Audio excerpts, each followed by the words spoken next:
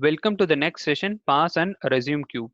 A work queue can be temporarily passed so that it will not release any item at all in case if you need an emergency break in your process.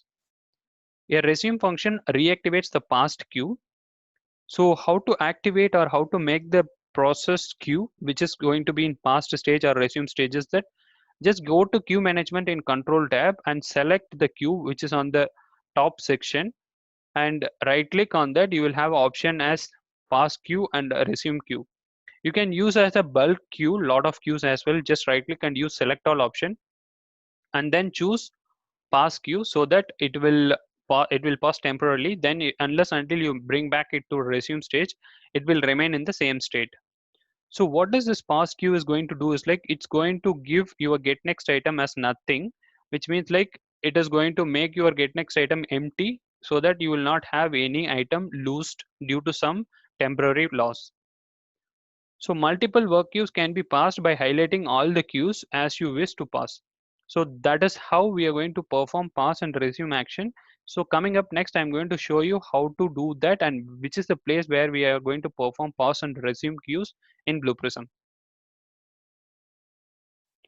You can be able to perform pause and resume in queue configurations. Just go to controls tab and then click on queue management. You will be able to see list of queues which is available in the particular database which you linked in.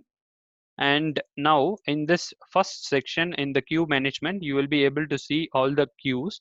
And in the second section, whichever queue has been selected, that relevant items or item details will get loaded. So for me, I want to make this queue exactly which is in the running state. I have to bring back to past state. To do that, just right click. You have an option to click that. It will go back to the past stage.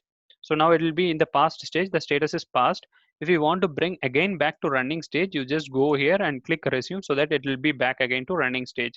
In the same way, you can use select all and use options as well. So if you use select all, it's going to be pass. I can give pass so that every items will get passed.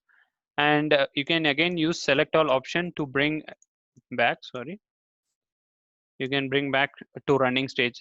So that's how we are going to use pass and resume options in our process, sorry, in our queue management. So coming up next, we are going to see about like how to filter the transactions or how to filter the item ID. You have a lot of filter option which is available in queue. So see you in the next session.